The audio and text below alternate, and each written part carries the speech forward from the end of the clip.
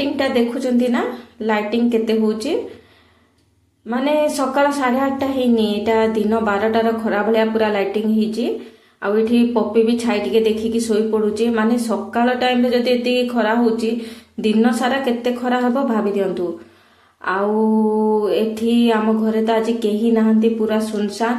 ଆଉ କୁଆଡେ ଯାଇଛନ୍ତି କହିଲେ, ଆମ ସାନ ନଣନ୍ଦ ଘରେ ପୂଜା ଅଛି ତ ସମସ୍ତେ ସେଇଠିକି ଯାଇଛନ୍ତି। ତ ନନା ଯାଇଛନ୍ତି ଆଉ ମୋର ଦି ଯା ଯାଇଛନ୍ତି।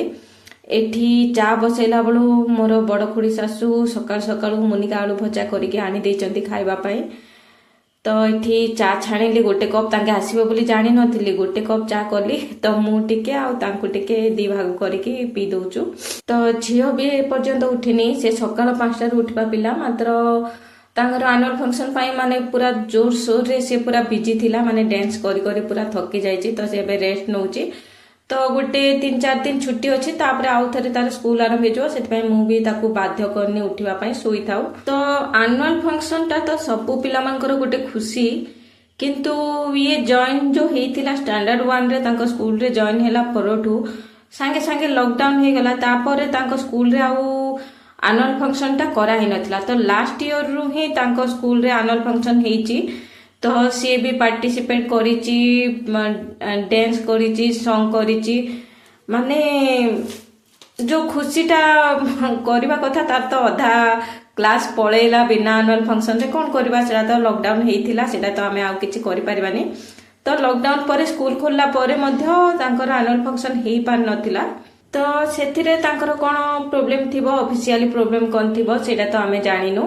ତ ଲାଷ୍ଟ ଇୟରରୁ ତାଙ୍କର ଆନୁଆଲ ଫଙ୍କସନ ହେଇଛି। ତ ଆନୁଆଲ ଫଙ୍କସନ ଟା ହେଲେ ତ ପିଲାମାନଙ୍କର ଖୁସି କହିଲେ ନ ସରେ। ମୁଁ ବି ଯାଇଥିଲି, କିନ୍ତୁ ଲାଷ୍ଟ ଇୟରଟା ମୁଁ ଦେଖି ପାରିନଥିଲି, କିନ୍ତୁ ଏଥରଟା ମୁଁ ଲେଟରେ ଗଲି, କିନ୍ତୁ ପ୍ରାୟ ସବୁ ଡ୍ୟାନ୍ସ ଦେଖିକି ଆସିଲି। ଆଉ ବହୁତ ବଢିଆ ଲାଗିଲା। ଆପଣ ମାନେ ଯଦି ଦେଖିବା ପାଇଁ ଚାହିଁବେ ତ ତାଙ୍କର ଲାଇଭ ବି ୟୁଟ୍ୟୁବରେ ଛଡା ହେଇଥିଲା, ତାଙ୍କର ଅଫିସିଆଲ ଚ୍ୟାନେଲରେ ଛଡା ହେଇଛି ଲାଇଭ। ତ ସେଇଟାର ଲିଙ୍କଟା ଏଠି ଦେଇଦେବି, ମୋ ଡିସ୍କ୍ରିପସନ ବକ୍ସରେ ଦେଇଦେବି, ଆପଣ ଯାଇକି ଦେଖିପାରିବେ। ବହୁତ ବଢିଆ ଲାଗିଲା। ମାନେ ଖାଲି ମୋ ଝିଅର ଡ୍ୟାନ୍ସ ନୁହଁ, ଛୋଟ ଛୋଟ ଝିଅଠୁ ଆରମ୍ଭ କରି ମାନେ ସମସ୍ତଙ୍କ ଡ୍ୟାନ୍ସ ନେଇକି ବହୁତ ବଢିଆ ହେଇଥିଲା। ତ ତାଙ୍କ ଟିଚର ମାନଙ୍କୁ ବି ବହୁତ ବହୁତ ଧନ୍ୟବାଦ, ଯୋଉ ଏତିକି ପିଲାମାନଙ୍କୁ ଶିଖେଇଥିଲେ। ମାନେ ବହୁତ ବହୁତ ଧନ୍ୟବାଦ ଦଉଛି। ତାଙ୍କ ମାନେ ବି ବହୁତ କାମ କରୁଛନ୍ତି। ଆଉ ମତେ ତ ବହୁତ ବଢିଆ ଲାଗିଲା ଏ ବର୍ଷର ଆନୁଆଲ ଫଙ୍କସନ। ମୁଁ ନେକ୍ସଟ ଗୋଟେ ଭିଡିଓରେ ତାର ଡ୍ୟାନ୍ସ ଭିଡିଓଟା ଅପଲୋଡ କରିଦେବି, ଆଉ ଆପଣ ମାନେ ଚାହିଁଲେ ଦେଖିବେ ତାର ଡ୍ୟାନ୍ସଟା। ତ ଏଠି ଆପଣମାନଙ୍କ ସହିତ କଥା ହେଇ ମୋର ଜିନିଷ ପତ୍ର ରଖା ହେଇଗଲା, ପରିବା ଧୁଆ ହେଇଗଲା, ପରିବା କଟାକଟି କରିଦେଲି। ତ ଆପଣ ମାନେ ଭାବୁଥିବେ ଏତେ ଯାକ ପିଆଜ କଣ ପାଇଁ ଅଣା ହଉଛି, ଆମ ଘରେ ଭୋଜି ହଉଛି ନା କଣ ହଉଛି। ଆଜ୍ଞା, ଆମର ହଉଛି ଜଏଣ୍ଟ ଫ୍ୟାମିଲି, ମାନେ 3-4ଟା ପରିବାର ଗୋଟେ ଘରେ ରହୁଛୁ। ତ ସେତିକି ପିଆଜ ବି ଆମକୁ ଅଣ୍ଟିବନି, ମାନେ ସର୍ଟେଜ ପଡିବ। ତ ଭାବିବେନି ଯେ ସେଟା ଭୋଜି ପାଇଁ ଅଣା ହଉଛି କି କଣ, ଆମର ଡେଲି ୟୁଜ ପାଇଁ ଅଣା ହଉଛି। ତ ଏଠି ଆଜି ବିରିୟାନୀ ପାଇଁ ପ୍ରିପାରେସନ ଚାଲିଛି। ବିରିୟାନୀ ହବ, ଆଉ ଚିଲି ନୁହଁ, ଚିଲି ଟାଇପର ଗୋଟେ ତରକାରୀଟେ ହବ। ଆଉ ଖଟା ପାଇଁ ତ ମୁଁ ଟମାଟୋ ସିଝେଇ ଦେଇଛି, ଆପଣ ମାନଙ୍କୁ ଦେଖେଇଲି। ତ ଏପଟେ ମୁଁ ବିରିୟାନୀ ବସେଇ ଦଉଛି, ଆଉ ସେପଟେ ଟମାଟୋ ଖଟା ପାଇଁ ବି ବସେଇ ଦେଇଛି। ତ ଆଜି ବହୁତ ଲେଟ୍ ହେଇଗଲାଣି। ତ ଜଣେ ଲୋକ ଏପଟେ କାମ କରିକି କଲାବେଳୁ ଲେଟ୍ ହେଇଗଲାଣି। ଆକ୍ଚୁଆଲି ଜଣେ ଲୋକ ବୋଲି ଲେଟ୍ ହେଇନି, ତ ଜିନିଷ ଆଣିବାରେ ଟିକେ ଲେଟ୍ ହେଲା। ତ ଜିନିଷ ନଥିଲା ଘରେ କିଛି, ସେଥିପାଇଁ ଲେଟ୍ ହେଲା। ନହେଲେ ସକାଳୁ ରୋଷେଇ ସରିଯାଏ, ଆମର 9ଟା ଭିତରେ ରୋଷେଇ ମାନେ କମ୍ପଲସରି ସରିଯାଏ। କାରଣ ଆମର ଯେତିକି ଲୋକ ଅଛନ୍ତି, କିଏ କେତେବେଳେ କାହାକୁ କେତେବେଳେ ଭୋକ କରିଯିବ, ଜଲ୍ଦି ରେଡି କରିକିନା ନ ରଖିଥିଲେ ଆଉ ମାନେ ଏମିତି ତରବର କରିଦେବେ, ଆଉ କୋଉଟା କାମ ଶାନ୍ତିରେ ହେଇପାରିବନି। ତ ଏତିକି ଲେଟ୍ ହେଲାଣି, ଏ ଭିତରେ ମୋ ଦିଅର ମତେ ଖାଇବାକୁ ମାଗିକି ପଳେଇ ସାରିଲେଣି। ଆଉ ଭୋକ ତ ହେଇଯାଇଥିବନି, କାରଣ ଆଜି ବହୁତ ଲେଟ୍ ହେଇଗଲାଣି। ତ ଜିନିଷ ପାଇଁ ହିଁ ଏତିକି ଲେଟ୍ ହେଲା, ନହେଲେ ରୋଷେଇ ସରି ସାରନ୍ତାଣି। ମୁଁ ଯଦି ସାଧା କରିଦେଇଥାନ୍ତି ତ ସରିଯାଆନ୍ତାଣି। ତ ଆଜି ଟିକେ ବିରିୟାନୀ କରିବେ ବୋଲି କହିଲେ, ତ ସେଥିପାଇଁ ବିରିୟାନୀ ପାଇଁ ଜିନିଷ ନଥିଲା କିଛି, ତ ସେଇଟା ଆଣିଲା ବେଳକୁ ଲେଟ୍ ହେଇଗଲା। ଆହୁରି ଜିନିଷ ଯାକ ରଖିକି ମଟର ଛଡେଇକି ଏତିକି କଲା ବେଳୁ ଆଉ ଟିକେ ଲେଟ୍ ହେଇଗଲା। ତ ଆପଣ ଦୁନିଆ ଯାକ ରାନ୍ଧିକି ରଖିଦେବେ, କିନ୍ତୁ ପରିବା କଟା କାମଟା ଗୋଟେ ପୁରା ଯୁଗ ଲାଗିଯାଏ। ତ ଜଣେ ପରିବା କାଟିଲା ଭିତରେ ଆଉ ଜଣଙ୍କର ମାନେ ରୋଷେଇଟା, ପରିବା କଟା ଇଆଡେ ସରି ନଥିବ, ରୋଷେଇଟା ସିଆଡେ ସରି ଯାଇଥିବ। ଏଇଟା ସମସ୍ତଙ୍କ ଘରେ ହଉଥିବ, ଏଇଟା ମୁଁ ଆଉ କୋଉ ନୂଆ କଥା କହିବି ଯେ।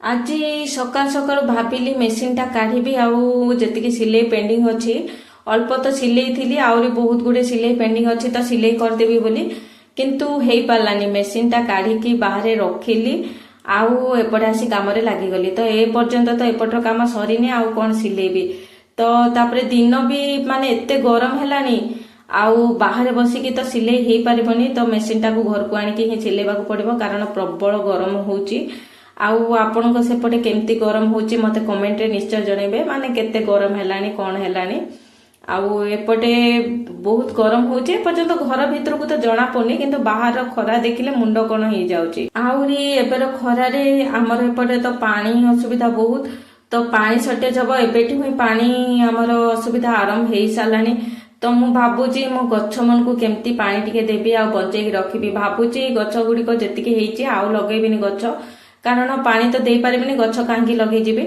ତ ଆପଣ ମାନଙ୍କୁ ବି ମୋର ବଗିଚାର ଭିଡିଓ ବୋଧେ ଏବେ ଅପଲୋଡ କରିପାରିବିନି ବର୍ଷା ଆରମ୍ଭ ହେଲା ପର୍ଯ୍ୟନ୍ତ ଦେଖାଯାଉ ଏବେ ଯେତିକି ଗଛ ଲଗେଇଛି ସେତିକି ଗଛକୁ ଦାୟିତ୍ୱର ସହିତ ଯତ୍ନ ନେଇକି ଆପଣ ମାନଙ୍କୁ ତାର ଅପଡେଟ ଦଉଥିବି ତ ପାଣି ସର୍ଟେଜଟା ମେନ୍ ପ୍ରୋବ୍ଲେମ ହେଇଯାଉଛି ଆଉ କେତେ ଦିନ ଗଲେ ପାଣି ଟୋଟାଲି ମିଳିବନି ତ ଏତେ ଯାକ ଗଛ ପାଇଁ ପାଣି ତ ମୁଁ ବୋହି ବୋହି ଆଣିକି ଦେଇପାରିବିନି କାରଣ ପାଣି ମିଳିବନି ବି ବହୁତ ଦୂରରୁ ଆଗକାଳ ଲୋକମାନେ ସିନା ପାଣି ବୋହିକି ଆଣିକି କରୁଥିଲେ କାମ କରୁଥିଲେ ଆଉ ଏବେ ତ ସେ କାମଟା ହେଇପାରିବନି ଏଠି ଅଛି ଆମ ଘରେ ବି ଅଛି କୁହ ଅଛି ଆଉ ବୋରିଂ ଅଛି ସବୁ ଅଛି କିନ୍ତୁ ଖରା ଲାଷ୍ଟ ଟାଇମ ବେଳକୁ ପାଣି ଜମା ବି ମାନେ ପାଣି ଅଣ୍ଟଉନି ମାନେ ପୁରା ପାଣି ଶୁଖି ଯାଇଥାଉଛି ମାନେ ପୁରା ପାଣି ସର୍ଟେଜ ପଡୁଛି ଦରକାର ପଡିଲେ ମାନେ ବହୁତ ଆଡଜଷ୍ଟ କରିବାକୁ ପଡୁଛି କୋଉ ଟାଇମରେ ଯୋଉ ଟାଇମରେ ରଜକୁ କେତେ ଦିନ ଥିବ ସେଇ ଟାଇମରେ ହିଁ ପାଣି ବହୁତ ସର୍ଟେଜ ପଡୁଛି